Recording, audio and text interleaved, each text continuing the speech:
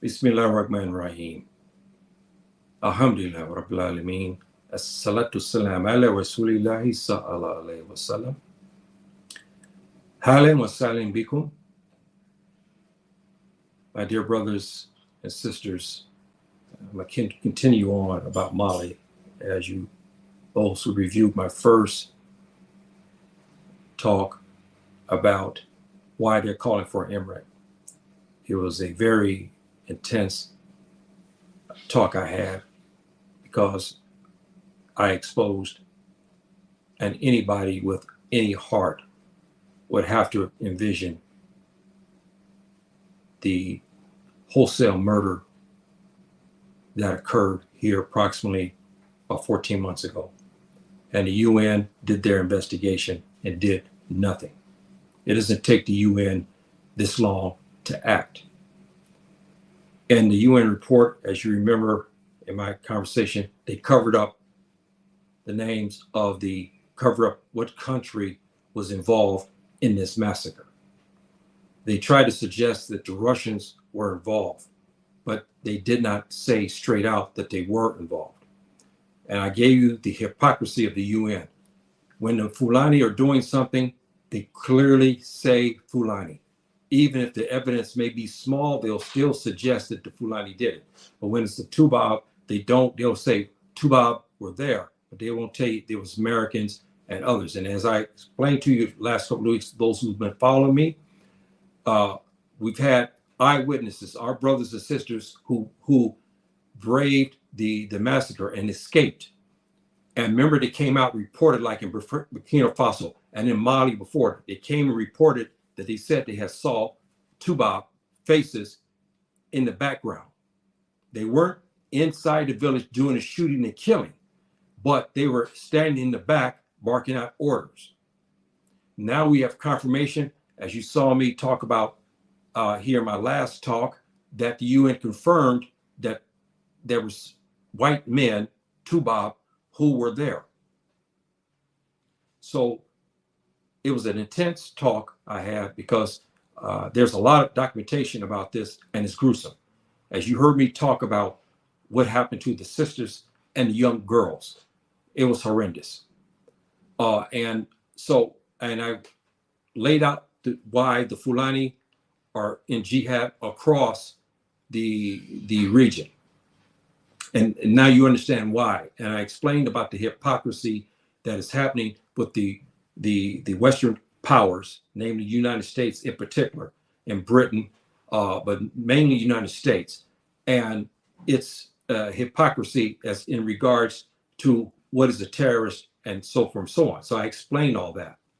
So now I'm gonna get into what is the Medina?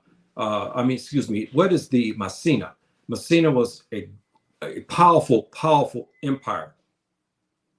And it stretched out in segments from about the 1300s to about the 1800s. Some say the 1400s, but what I understand is 1300s. I listed down here about the 1400s, but it was created by the Fulbe community and warriors, and it was a powerful emirates. And they had these emirates for approximately 5 years, on and off.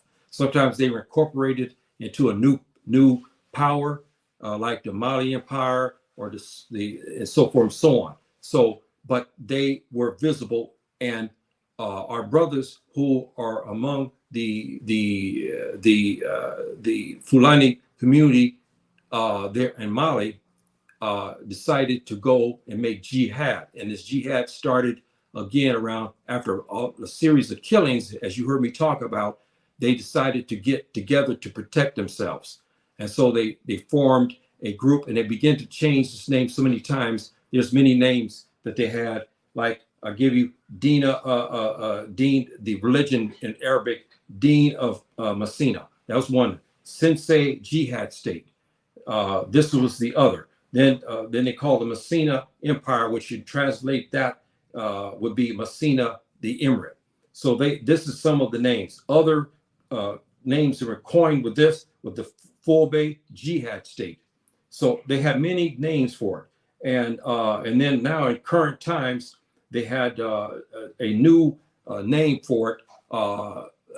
You know, and it's pretty long, and I don't want to get into all the names, get everybody confused, but it's the same people. And I explained the last time about what happened and when they went in and made these massacres, and they claimed that they had wiped out basically the Masina group.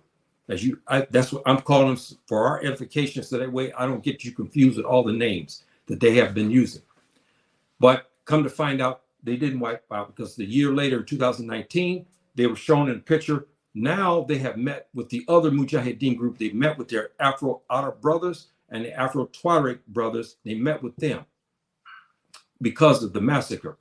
Now they decided to how they were going to approach this and how they were going to take Mali, because now it's finished, it's over. So they decided how they were going to do this. And I don't know what the outcome was, because we never knew what the gist of the meeting was. But we know that the meeting was about taking jihad, going together, and then taking Mali and forming it into an emirate. This is what we do know happened. But along the way, again, the AQ and the ISIS, as you heard me talk about, were in the way, okay, so to speak. And as you heard me talk about this particular group, why they are considered to be criminal elements is because most of their killings are other Muslims, or they kill a lot of the innocent. And we have went round and around with their leadership for years. Our best of scholars have talked with their so-called scholars and imams and leaders and intellectuals. And we've asked them many times, how you justify the fact of you running into the land of Tuba and killing their people by sneak attacks, by laying pipe bombs in planes, putting pipe bombs in mall areas and so forth and so on. Because as you heard me talk about, our Islamic rules under the Sharia law and the Sunnah of our Prophet, alayhi salatu wasalam, we have rules. We don't have a Khalifa right now. We don't have one leader who can declare war on the enemy. We don't have that. We have a bunch of emirs, bunch of leaders all through the Muslim world. There's 57 states, I believe, Islamic states. So each one has its own leaders. Nobody can call out and call a jihad to go to attack an enemy. Cannot. You don't follow that order. See, you don't follow that order. So, but those are other issues. I don't want to get into Islamic issues, but I was trying to make a point about this issue, about the AQ and ISIS. Then 2020, because of the disagreement, ISIS and AQ, even though they were present at the meeting, they disagreed with our Afro-Arab brothers and our Afro-Tuareg brothers and the Masina group. They disagreed with them because they wanted them to concentrate on now doing pipe bombs and bombing people in the capital of Mali. They said, no, they're not going to do that. They want to take their battle to the government itself and the armed forces. That's because that's who's killing them, not the innocent person who's drinking tea. Then they begin to take on the AQ and the IS. So I want you to clear that up, because you'll read many times now from the Tuba press that every black man is connected to IS. Have you noticed that? Every black man is connected to AQ, as though we don't have anything else except to go with them. It's not the case here. The Masina group is not connected to the AQ. So I just wanted, or to ISIS. They're not. But you'll see print. It doesn't make sense. If they're connected with ISIS, then how are they fighting it and how do they drive them out? You see what I mean? So that's why I'm giving you all of this. Now, we'll get into this here now. The Fula history. One of the things that you can always, and I touched on this in my last episode of my last talked about the names. The Fula people, we have ways of knowing that we have a brother somewhere by the names. We are here, somebody call out Hamadi. We are here this name. We know that the Fulani people name our leaders and our boy children this name. So when they hear somebody by the name of Hamadi in Tanzania, we know this person is what? Fulani. We know that. He's got some heritage Fulani. And you heard me talk about last week that this name also is used in by our brother there in Sudan, the RSF leader. He used this as a nickname because this name here has significance because it is the name of the Prophet ﷺ, except they made a variation of it because they wanted to keep the respectful name of Muhammad to our Prophet ﷺ, so they took a name under that. You understand? To mean a young boy but wise. See, so that's how you know that that this is the Fulani, and here, like again, like I said, you see these names that these are the empire. Now, this is the part where Morocco has started to rule the Mali area and Mauritania and all of Maghreb, all Maghreb as we know today. But as you notice that when they incorporated the Masina Empire, they used Fulani to govern under the tutelage of the Moroccan sultans. See, and at this time, who were they? The Saadi people. I told you about my heritage. Now, I want to get into something here about that.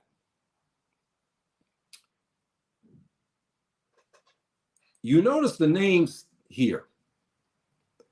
Now look at number 7. Number 7 is very interesting. So Wadi is Masina fulfilled day. Okay, we know that. And so it means blackness. We know that our brothers used this name a lot for children. You'll find this name in many spots across the Sahel, all the way into Sudan. So we know that the Fulbe people use this name. He was one of the emirs of the empire that was under, at that time, the Saadi Empire. See, so I want to put that, and I'm going to get into that a little bit more. I want to show you a map so that way we can get your bearing. You see Mali. Now, in ancient times, there was no Algeria. All this came about because of the colonial period. In the left-hand corner, you know Morocco. And in Arabic, we call Morocco. That's the name of the country. But Morocco in English. Morocco, you hear me say Morocco, so you know I'm talking about Morocco. All this area here, all the way down to the yellow, to the southern end was part of the Sultanate of the Saadiyin. And there were 5 great sultanates that we know of in Maghreb. And all of them originated basically out from the region where you see Mali and southern part of Mauritania. We know this for a fact. And they moved northward and they established their emirates and their sultanates in Marrakesh, which is a beautiful city in Morocco. That's a city, brothers and sisters.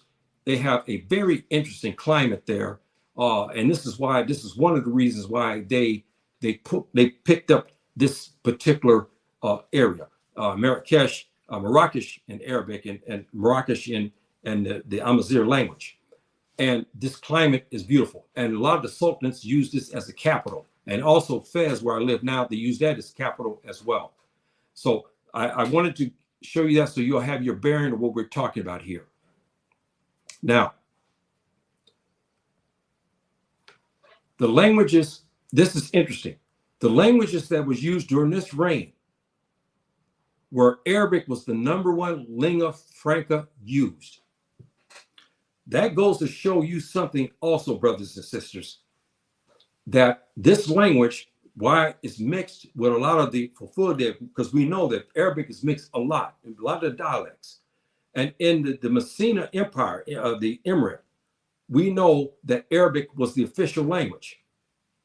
And we know that the Masina Fulfulde was also a language, okay, was part of the official language. So you can get a by, but your rulings, your Islamic rulings and so forth were done in the Arabic language because Arabic language was taught to everybody. So you can think about this, brothers and sisters, from about the 1400s to the late 1800s, our Fulbe community spoke Arabic fluently all the way across. So this notion that we were illiterate is not right. We only spoke one language. It's not right. It's proven that the Masina Emirate, the official language was Arabic.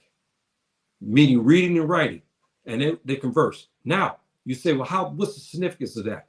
Brothers and sisters, if you remember something that happened in the United States, the slavery, and they begin to find in the later years in plantations, they start digging up plantations, they start to find documents. And documents written by mainly who? Fulani, Mandinka, and Mende slaves who were taken prisoners of war, because as you know, as the colonials begin to defeat the Islamic empires, right, they begin to take Fulani, Mandinka, Mende, Wolof, begin to take to the United States. They begin to communicate a lot of times by courier. Now they begin to find these documents. They were buried in places on the plantation. Most likely because of the names that were used, these people probably were Fulani, because they took Fulani a lot, especially around about 1820 to about 1830s, 1840s, the Fulani, because they began to capture Fulani a lot, and they begin to go. That's how my heritage, I got there. I mean, how I was born there, because they traced my great grandmother. She was part what? Fulani and part Amazigh of Morocco. See, so we know most likely she was taken there. We also know in part of my heritage that perhaps our last name was Saadi, because I have a relative very high up in my DNA with the last name Saadi. And I'll get to this in a little bit more, because Saadi and the Saadi related in the Masina fulfilled. I'm hoping those who speak this fluently can back me up on this. This is my research, what I got out of this. Sawadi, and because they could not say Ain very the Arabic language, okay?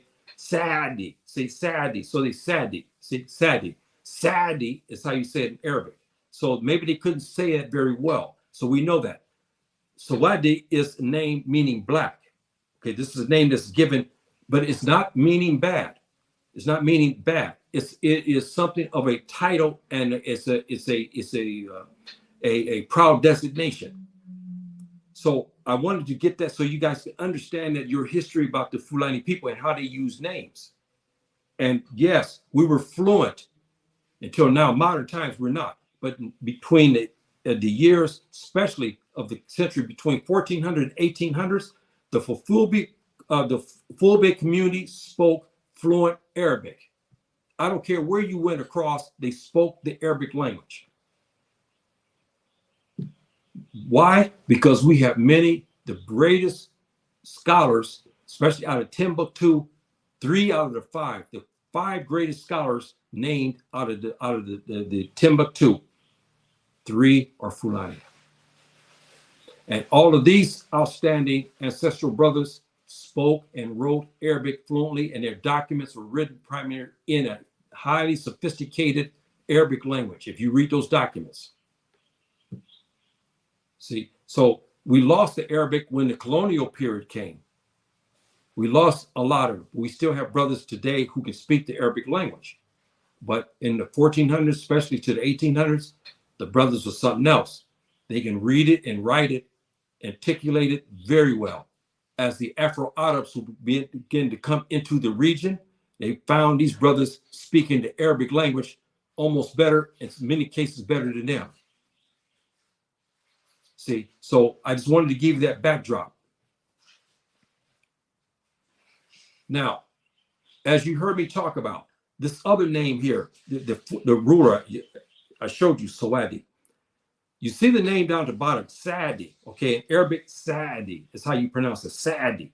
Now, that's my heritage. I have a cousin, high DNA, last name is Saadi, because the Saadi people, the hierarchy of the Saadi people, they took this as a last name. Where did the Saadi people come from? Where? From the Masina corridor area of the Mauritania, southern Mauritania, to the western part of Mali, right? This is where they come from. And if you remember your history right, I taught you about this incident about Andalus going into Spain. Where did they get their soldiers from? The same region. You see, jihad has been, in this region since 7/11. And now we still have it today. It was quiet for a while because of the colonial period, and now it's erupted again. So the Saudis ruled Morocco around 15 something to 1600s. Okay, they ruled. And so again, this is a byproduct of the Saudi people were Fulanis. No doubt about it. No doubt. They were Fulani. They came up from the north. Again, we look at this, we'll get this map here. Excuse me. I'll talk about this one in a minute. Now, you look at the map, you see southern part of Mauritania, east the western central area of Mali there. And as they begin to pull up, you see Morocco, then the green is Spain. 7/11, if you heard my class, they went in there and kicked butt and they established, and they were the first ones who entered into Andalus, Muslims to take over the area. And I gave you a class about that. Again, this jihad led to all of these others, the Murabitun, the Wahidun, and so forth and so on. There's a few other of until culminate into the Alawin of today, who is still of the last of the kingdom, the last of the sultanates. So now you see here, meaning black skin. I want to talk to you about something else about this black skin. It's not used in the 19th in the century that we know today, black skin meaning bad. No, this was a title and honor to be called that, and you used it as your last name. See, we know that. Now, from the 1500s on, and Morocco put even Timbuktu. They raided, they came, and they took them under, and of course they put them under their sultanate and ruled. The Fula people use names meaning black as a compliment. Thus, the last name Sudani. Right. Here in Morocco, you find people with this name. One of our greatest scholars, Ahmed Baba, who's Fulani. Ahmed Baba, he took the last title name of Sudani, meaning the proudness of being black man. Again, this is history, brothers and sisters. If you look at these names, they all are interrelated. Sawadi, okay, because they could not pronounce ayn of each of Arabic language very well, so they used the word Sawadi. You see? Now, Sudani, Saadi, Sani, all of these names are all originated out of the Masina fulfilled language, okay, dialect. And that's why I'm hoping my brothers and sisters who are very versed in this language can also chime in on this, write something, and so forth and so on, because this is research I have, because I cannot speak this dialect in particular. It's a different dialect because it's mixed with Arabic and so forth. Those in Mali who speak this know it very, very well. So you'll find these descendants all the way across from Morocco, across Algeria, all the way into modern day Sudan, and down going past the map. You understand what I mean? They go across even into some parts of West Africa. You'll find the people with last names of Sudani, meaning black man. The name Swadi, okay, meaning black man. Saadi, we know Arabic has some meanings to this, meaning happiness and so forth and so on. But in the fulfilled dialect, the Sina dialect, we think this word has to do again with blackness, happiness of being a black man, something of this nature. This is what our people did, and these names, and that's why I said they're very clever how they use these names to designate. So you hear somebody by the name, Yahya Sudani, you know he's Fula. You hear somebody has the name Sawadi, he's in Tanzania. You know he's Fulani. You hear the name Hamidi, you know he's Fulani. He has heritage Fulani. You hear the name Saadi, you know that he came from the southern part of Mauritania, western part of Mali. That's That's again, is Fula. You see? So I wanted to give you this history so you can grasp, because it's rich, brothers and sisters. Even the names that we use, we were clever. So that way, when you hear a brother who calls to jihad, say in Sudan, say for instance, so you'll ask the question. You sit in Mali, you say, who is this brother? Oh, his name is Yahya Sawadi. Oh, we know he's Fulani. He's calling for jihad. We know he's a Fulani brother. You see? Or we hear the name Hamidi, like RSF, who's calling for jihad, if I understand now, for Fulani people as well to start to come in, because there's an article written about this issue about the Fulani Afro-Arabs and now bringing Fulani in for jihad. Remember, I told you this is going to come about especially if RSF of Sudan take over. Who is the leader? What is his nickname that they bestowed upon him? Not Robert, not Larry, okay, not Ahmed, Hamidi. Hamidi. Interesting, isn't it? See? Yes. So now you understand, because when they call for jihad in an area, they want to know who's calling the jihad, and they want to know which clan of the Fulani is calling this jihad. You see, this is how we operate. So when they hear the name Saadi, they know who this is. They know the region it came from. Okay, we'll go answer the call to jihad. This is our Fulani brother. They hear the name Hamidi. They know this is a Fulani brother. Somebody's calling jihad in Central African Republic. We listen to the name. We hear the name Sudani. We know he's Fulani. You see? Some of this you probably did not know. That's why I'm giving you this education, brothers and sisters, so you can understand that. You can see how we operate. And again, Sawadi is Masina for Fildi, as I explained to you, and we use all these names. I'm trying to make a point to you, brothers and sisters, to show you well-rounded our history as being full of people, because it's very rich. And the names also are very rich. This is how we know as Fulani, how we understand some of the people when they call for jihad. If we hear a name that we're not familiar with, we will ask, how about your grandfather? How about your great-great-grandfather? What is his name? Where did he come from? Oh, my great-great-grandfather, his last name was Sudani, or his first name was Hamidi, see? Or his name was Sawadi, you see? Now we know that this guy came from this particular region, or he came from here, but he's Fulani. We know that. So I want to hammer that point to you, to give you that history, that beautiful history of the name, and about the Masina group and the rulers, again, of that, that had Sawadi, as you see, number 7 here. All these type of names like this.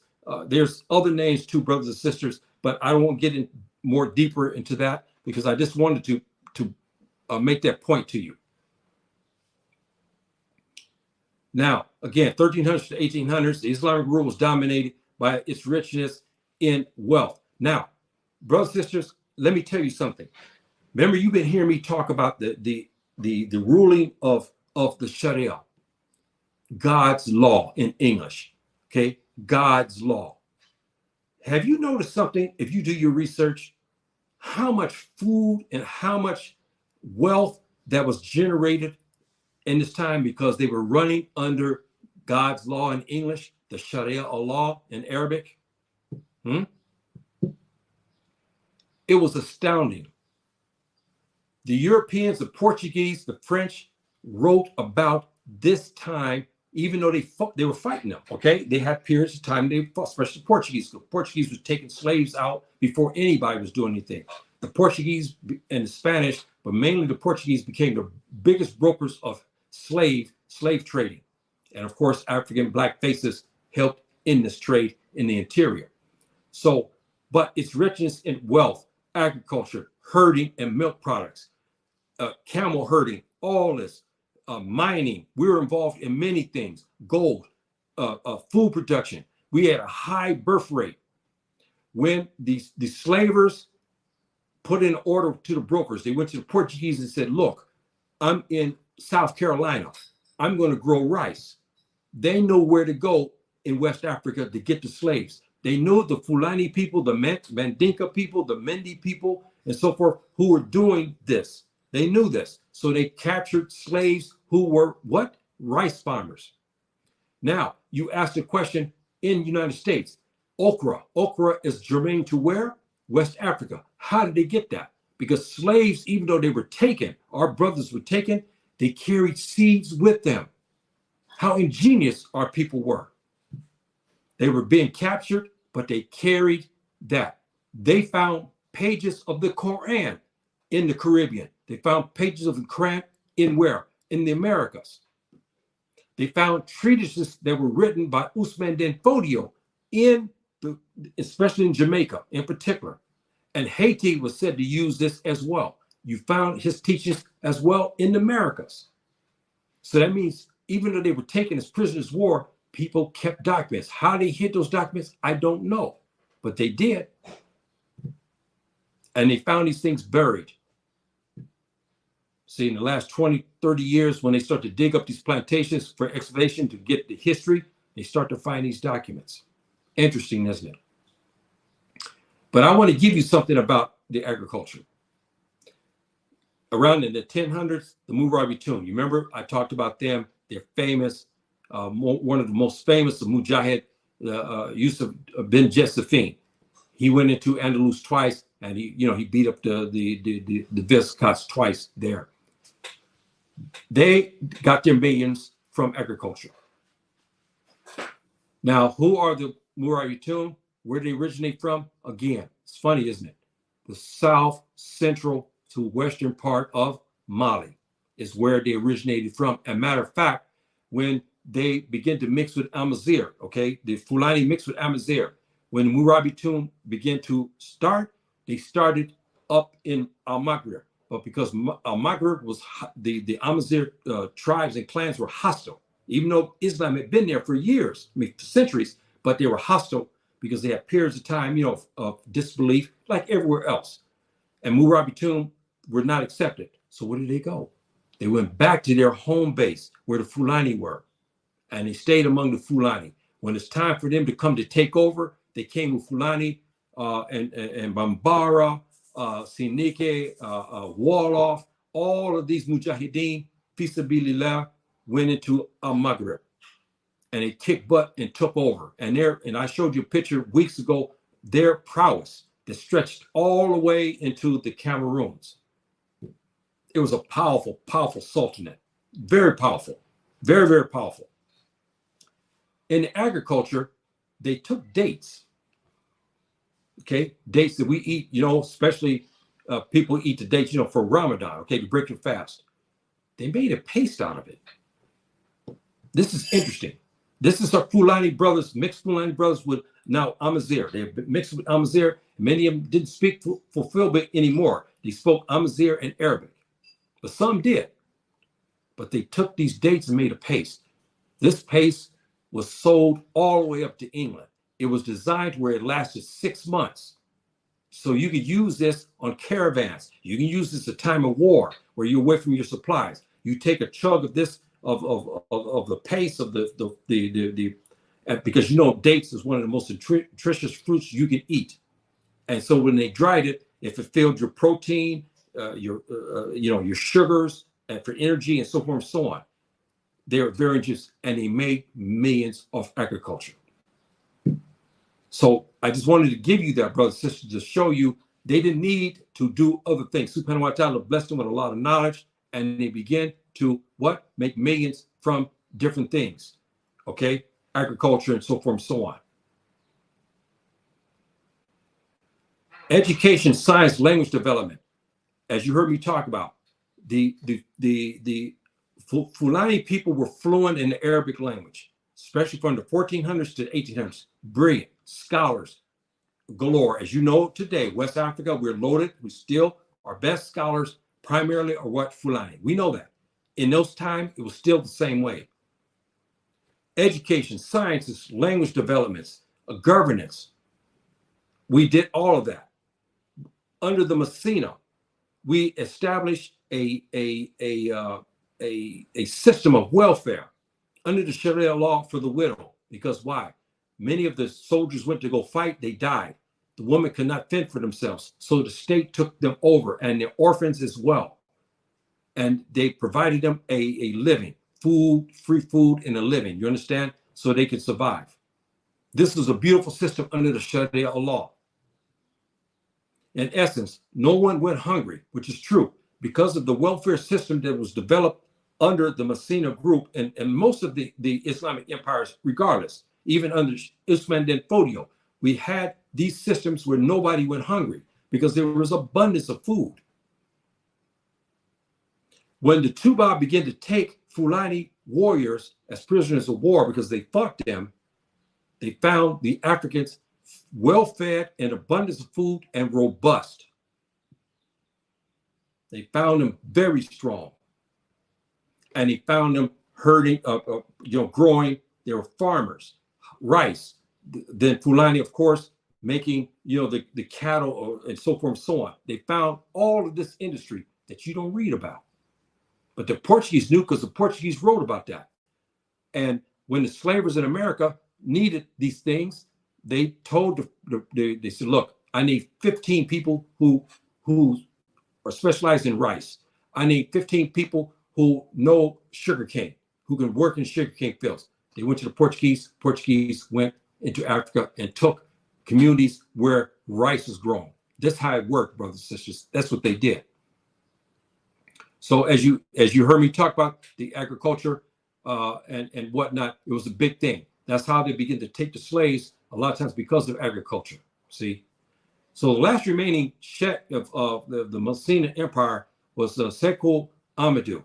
Now, what was interesting about this situation, brothers and sisters, is again the Fulani people began to change near the end of the reign of the Masina Empire, the Emirate, excuse me.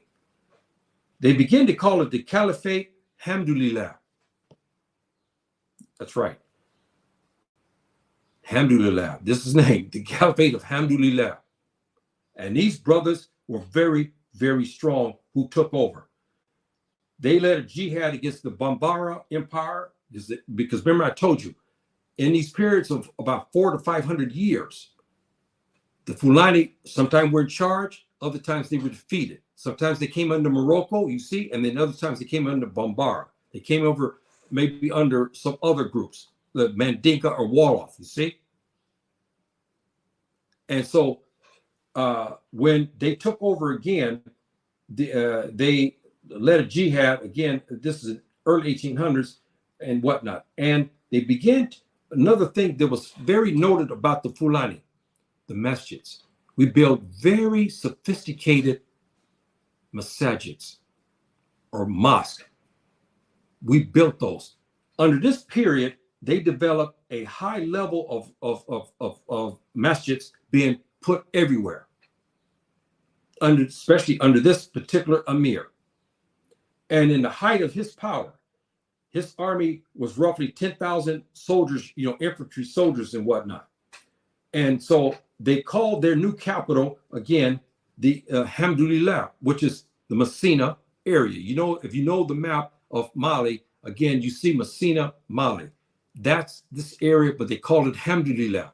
That's what they called it. And here they had a very strict, they were strict about the Sharia. Alcohol was forbidden. Music, dancing was banned according to Islamic law. Tobacco, none of that. You couldn't have any of that. But they had a social welfare system that developed and whatnot. And they had a strict interpretation of injunctions against people who do things wrong. They changed the great mosque of Dinje and whatnot, and they begin to change things around with that particular masjid. And also they conquered Timbuktu, and then again they put their people and how they believe. But here's something I told you, brothers and sisters, that was interesting. They developed this code of regulations between the farmer and again with the herdsman. And they had a barter, and this code was enforced under the Sharia. So it was a strict rule. But they had this barter and these rules, and it flourished for a couple of hundred years until modern times when the hypocrites destroyed it. The Tubab forces and our hypocrite leaders destroyed it. They developed it, and even Kwame Nkrumah used this as well in his time when he became the president of Ghana. He used it. You heard me talk about it in my talk about a corridor. They developed corridors where the Fulani herdsmen can bring their cattle through. And then remember I told you what they would do. They took 60% of their stock, meaning the older cattle, and he sold it to the state. The state paid the money to the Fulani herder. See? So everybody gained wealth from that. And then, of course, there was trade going on, as you heard me talk about, between the Fulani herdsmen and then the farmers. They were trading milk products, leather, and whatnot, milk, cheese, curded milk, you name it, many different things, meat, beef, and whatnot. And then the farmer, cassava, rice, all that went to the Fulani. So it was a good system. Of course, you know, the modern times, they destroyed that. They destroyed it. The strict regulations, codes of herding and farming, built and restructured masajids. The Masina was something else. These Sultanates and Emirates were something else for these 500 years, developing social welfare system for widows and orphans. They had enforcing a zakat. The richest people, this is what I love about the Sharia, a law. It's not like the modern day of Democrat, because in the democratic ways and means, the people have a way to skirt, the most wealthy of us skirt paying taxes. See, they have a way of getting around it because they tweak the laws to benefit. There's nothing in the Sharia where you can keep changing it. You're required to pay a certain percentage of your wealth. And this is what they did. And this is why the system and the people, and why it flourished and the people prospered in it, because the poorest of us were given food and stuff from this zakat, we call this. See, that's why you hear me talk about the Sharia law. Why I hate democratic ways and means, because it doesn't work. Under the Emirates, it was well as until the Gambia upward to Timbuktu, remaining the new capital called Hamdulillah. You heard me talk about that. But finally, it was defeated by our other brother, who was Hapolar, as Omar Tal. Everybody knows about his history. I mean, the brother finally took out the Masina, and that was the end of it. Now, here's the funny thing that happened. When they did that, the Fulani who were going across all the way to Sudan, they had this land. Nobody messed with them, okay? They had this land, they kind of annexed it. But when the Masina Emirate was finally defeated, we began to lose our land rights, as you see what has happened today. And we're still losing more of it as we speak today. And we're getting killed off. But in those other heydays, we were very powerful, and we had land. And because of the way the Sharia was operated, they allowed the grasslands to flourish. So the Fulani herdsmen knew where to go to graze, and they were forbidden to graze in other areas until to the season, to that particular season. Then they let them come in. All of these are under the code regulations. Now, so now I'm giving fast forward to modern times. Our brothers and sisters in the modern times begin to get upset because, as you heard me talk about, all the killings. There's again one brother, Amadou Kofa. I told you about him, and he developed a big Jamaat Islamiyah, Mujahideen, to begin to quell the violence that was happening to the Fula people. So this began to flourish. Then they used the name of Masina as its name and said they want to establish that. And remember, you heard me talk about that. So in essence, this is what it will look like. If you look at you see the map here, the red, the blue, and the green would be the new Emirate, the Masina Emirate, the Fula Masina Emirate, and there it is in the red, green, and blue. And so they begin to call for this. And as you heard me say in my last speech, why they're calling for that. The government that reneged on protecting them and their rights. Now, again, why they call for this? Because they allowed the enemies of them and those who hated them, and they began to empower doggone the Afro-Arabs and Tuaregs. Not all, some begin, but the doggone, they fight them all the time. For 200 years, they've been fighting them. And they begin to attack and maraud the cattle because this is the wealth. They knew, and they know the Fulani were wealthy because of their cattle. They knew this. See, so the old code and regulations established by the sultanates and others was dismissed. It gave rise to the problem we have today. And then, as you see here, the Fulani lost land ownership rights, gone. They were forced to rely on grazing and cattle areas, so they condensed the Fulani into smaller grazing areas across the Sahel. And this is where we have the problem today. Because when the Fulani began to go further south, because why? The empires began to empower the farmers. The new regimes we have now, they begin to empower the farmers, so they begin to take more and more grasslands as farmlands, leaving the Fulani with a little bit of grasslands to herd, And then when they fought them, they end up cattle wrestling as well. And here they made money off their farm crops, and then they stole the cattle from the Fulani and sold the cattle also for big, big dividends. See, so this is a problem that's, again, germinated across the Sahel region.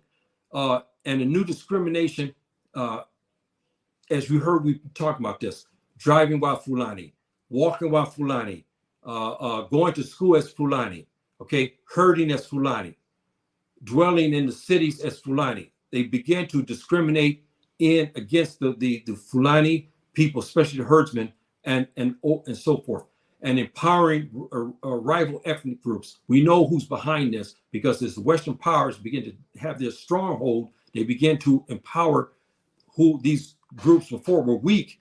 Now they gain power, and they're the ones who are behind the massacres today. In Mauritania, the South Central region, a stronghold of, again, Masina group, they were there. By 2015, scholars in the region answering the plight of threats of jihad aimed at Mali, Burkina Faso, and Niger. Now, because of all the killing, the ruthlessness, and disenfranchisement that happened to the full community, this jihad began to surface. All this fighting that you see today, I'm giving you why this fighting's happened. So the scholars begin to call for it in this region, and intellectuals. And we see what has happened today. You see the fighting there. This gave rise to adapting the kinship and Sultanate Masina, as I told you about. So the cursory call of jihad into the Masina area of Mali energized the Fulani. This did, brothers and sisters, when the jihad was called by our brother Amadou Kofa, there's Muslims we know came from everywhere to join in his jihad there in Mali. And you heard me talk about Mauritania, why Mauritania is so quiet, because they didn't engage them. They told him, hey, look, brother, we know you're in the South. You stay there. We won't bother you. We'll let you run your schools. We put hospitals. We do things for you, and so forth, so on. So that way there's no active jihad. But that's changing because of an incident, and I'll get into that. The governments became more subservient to colonial powers. You know that. I've shown you now in the backdrop, Tubab mercenaries, Tubab special forces from the Americas, Russia, whomever, okay, whoever these people are. But we know they're Tubab. They're even in Nigeria. They're assisting the government and security forces. See, so they begin more subservient to colonial powers who armed them and gave them money. When our Sahel governments call for, say, hey, Yahya and his band, maniacs are now terrorizing, this terrorism, money comes in, foreign troops come in also. See, we know this to be the case. The regionalization of taking on the Fulani herdsmen erupted. They start killing, as you know, Fulani. And then Fulani began to kill back. This is where the terror destination come back. Before that time, they were being murdered. Nobody said nothing. There was nobody called terrorists. But when the Fulani herdsmen began to strike back, now they have the terror destination as the fourth and fifth, I forgot which one now, that are the deadliest in the world as far as insurgents. The regional Sahel governments heavy-handed against them, slaughtering them, allowing militias to raid them, cattle wrestling, all this stuff. As you've been hearing me speak for weeks, I built you up to this time now. You can understand why the Fulani are fighting. All of the stealing their cattle. People who were dirt poor, militias, dirt poor, suddenly they go and steal 5,000-10,000 cattle, and they split it among themselves, and they sell this meat, or they sell the cattle itself and gain riches from it that they stole after they murdered Fulani. See? They were protected from prosecution. These people who kill us are still being protected. You've seen my talk last week. The UN did a cursory investigation. Nobody has been brought to justice. Nobody's been brought to justice. They know who, and they admit the white faces were there, but they didn't pull the trigger, but they were in the background barking out the orders. They know that because they admitted that in their report, as you heard me specify and talk about that last couple of days ago. Okay, and so you see this again. It graduated into a full-fledged. Now we have jihad, as you know, everywhere. We became easy targets. As you heard me talk about the other day again, 200 was slain. 500 was slain here about 14 months ago. Approximately 14, 15 months ago, again, 500 Fulani were executed, and our women were raped and so forth. And I told you about that. So then the rationalization came down because of what has happened to them and whatnot. And our brother called for jihad, and he's talking about they want the Emirate and they want Mali as part of the Emirate of the Masina, the new Fula Masina Emirate. So the concentrated efforts of defeating the wayward, okay, again, see, I'm giving it to you straight, brothers and sisters. The AQ, Al Qaeda, okay, those people, okay, they are not in cahoots with them. They're fighting them. And they've been fighting them now for the last couple of years. The enemies to the most of Fulani and the Mujahideen groups, they are enemy to AQ and IS and ISIS are enemy to them. Because even though they had a meeting, as I explained to you, they wanted them to concentrate on doing horrendous, hideous crimes. Boko Haram followed their lead by kidnapping, you know what they were doing, okay, doing that kind of stuff like this. But to the west, the Masina group, they weren't into that. They want to fight the soldiers head up. And this is what they have been doing. But the AQ and those who affiliate with them want to do kidnappings. They want to do bombings of innocent people and all that. The Masina group, they said, no, we're going to fight. We want to go head up with the army. And this is what they have done. In Burkina Faso and Niger and so forth, they kill the soldiers and police. And as you heard me talk about days ago, when they killed the 500, they killed 500 in a 4-day killing spree. The Masina group and some of the others who were not involved in the jihad, but they're Fulani, when they got word that a group of these people, 40 to 60 of these, were held up in one area, they went there and took them on. And they executed them because they had killed 500 Fulani people and raped the women, as you heard me talk about. Mauritania has remained quiet, as you heard me talk about before, and they have they were very shrewd. They protected the Fulani community so that way they wouldn't erupt, but it's happening anyway. Now, I told you about the problem.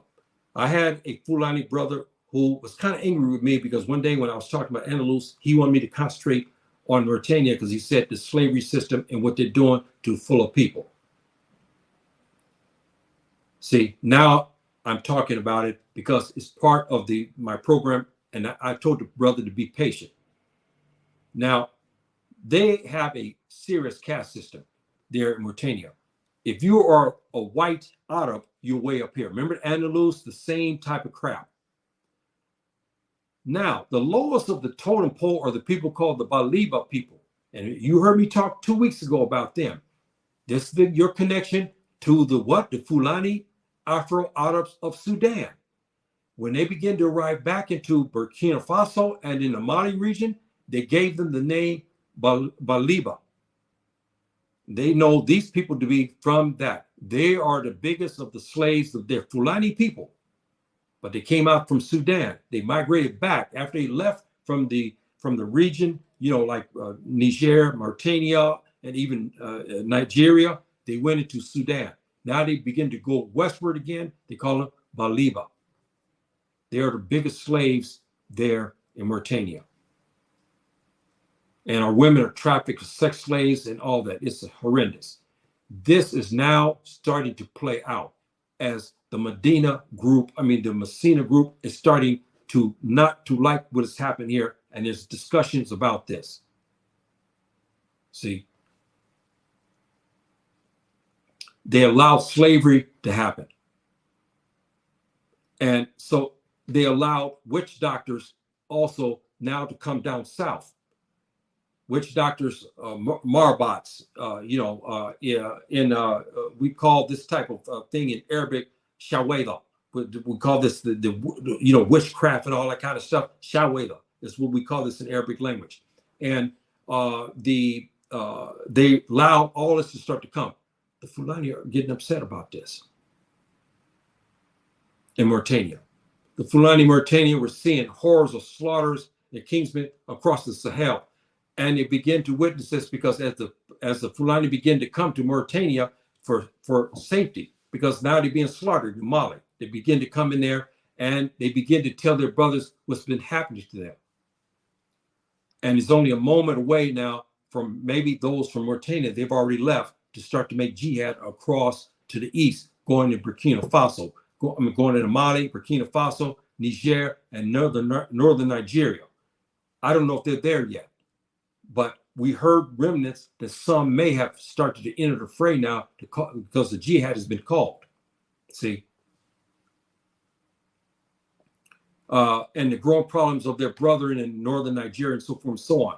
Again, I'm going to rewind this down to give this history about the Masina, the Emirate and so forth. It's a matter of time before Mauritania will erupt, brothers. It's only a matter of time.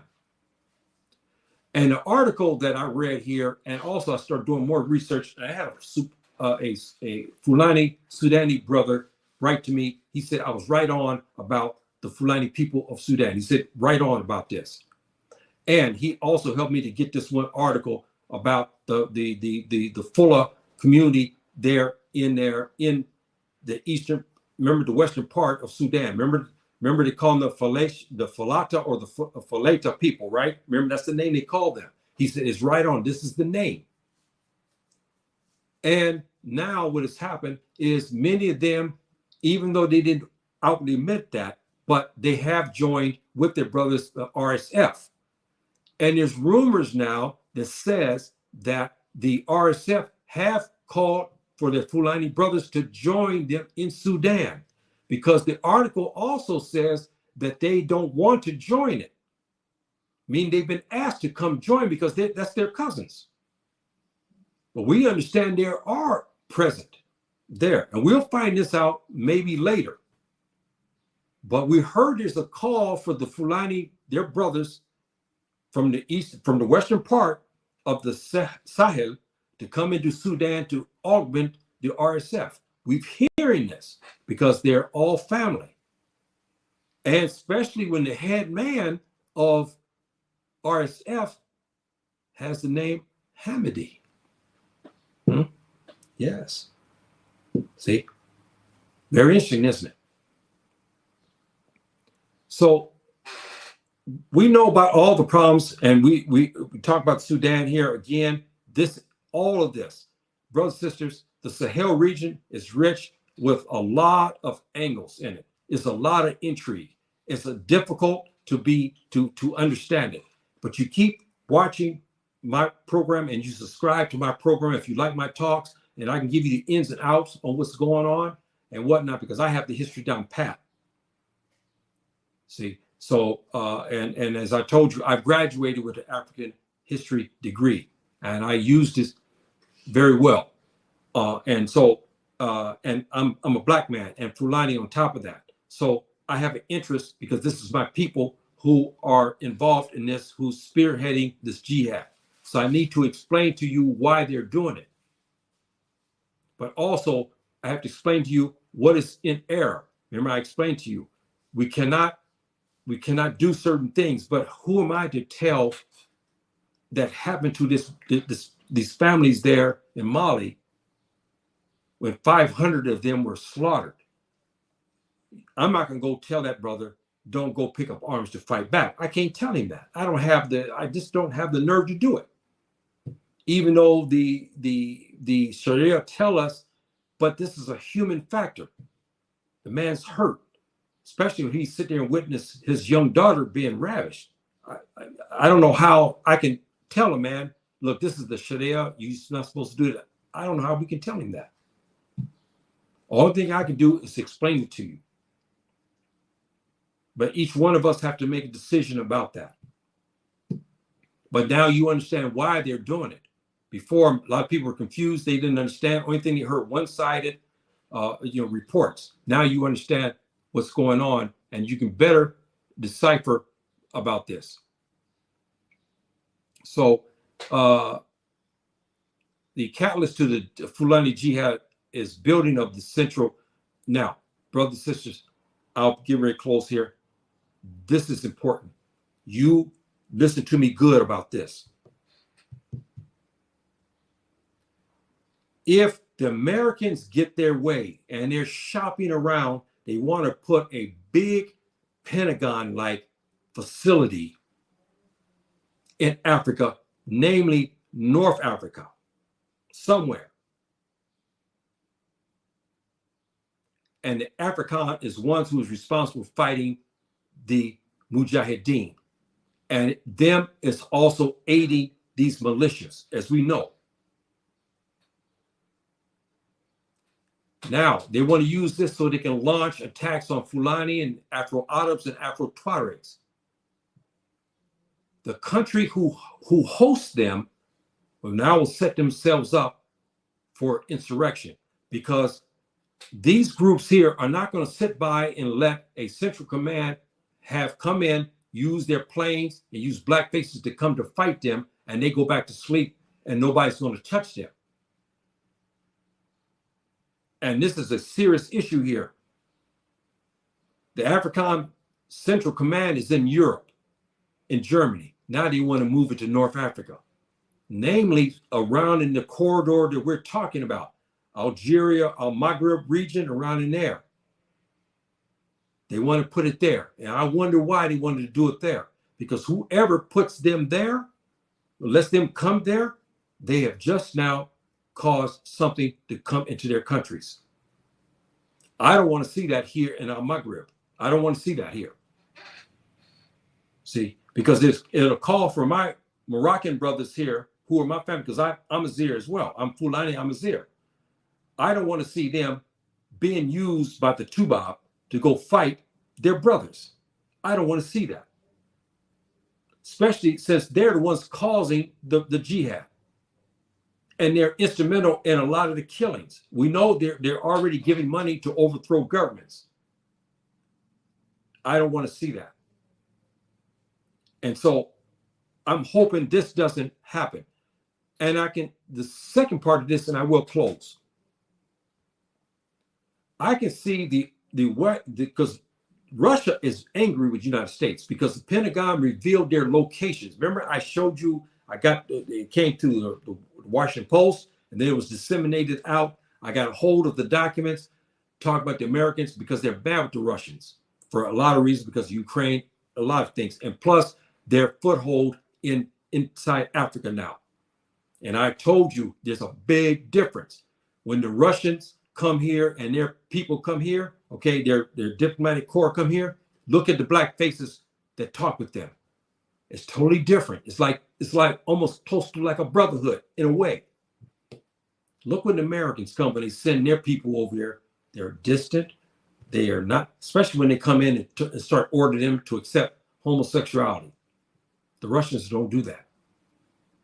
See, so, and the Russians don't threaten as well. The Americans do.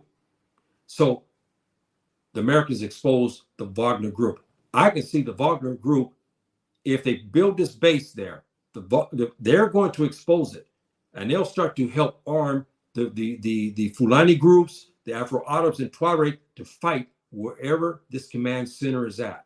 That's why I don't want to see it here in Al Maghreb. I hope, we pray, many of us pray that it doesn't happen, because that is a recipe for disaster. I don't want to see that happen. It's time for this type of stuff to get out of here, because they cause more wars and bloodshed, and we die. Because AFRICOM will be up in the air, dropping bombs, but the ground troops mainly will be black faces, Afro-Arabs and Tuareg, who will go fight their brother. Their ones will be dying, not American soldiers. See, so we hope this is not the case. And the Wagner Russian government understand the Sahel. They understand it cannot be taken. The Americans, on the hand, they don't look at it that way. They don't care, because they look at it as a way of forming their business, their business empires and so forth and so on. Because when there's wars, the American industries, food, clothing, shoes, weapons, all of that is enriched. So they don't care how many black people die in the wars they cause. And when they overthrow a government, they don't care, because their businesses are enriched. This is what they care about. And they even come to the Americans and say, hey, look, now I need this. But this situation here is, if the AFRICOM is built, put somewhere, I can see the Russians coming back behind them, and they'll start to really arm these Mujahideen groups. And if they come up with a real sophisticated armory, look out. Surface to air missiles and all this other stuff, look out. And they'll be able to take some of these countries once and for all, because the Russians will arm them, and they'll have the high-tech military madness to take on anybody. I can see the Russians doing that. So, brothers and sisters, again, today I gave you this lesson and whatnot, and talking about the Masina group and giving you the ins and outs. And I hope that you like this. And again, I'm long, but these types of situations, we can't solve this, and we can't understand it in a 10-minute thing. You cannot, because I'm giving you deeper history, and so that way you have it. You can discern about what's going on with your brothers and what's going on in the Sahel region, who's instrumental in planning this. See, and we should understand who these people are and who is behind this and whatnot, and why the Fulani are calling for jihad, and why Fulani want to implement a new Masina Emirate. Why they want. Now you understand why. All of this stuff that the aforementioned I talked about, now you have this, and you see the impetus on why the Fulani are fighting. And I'm hoping that you get this education, and you get this history, and you soak it in, and you start to do more research if you're interested. If you're not interested, at least you will have it. So that way you can understand the news better.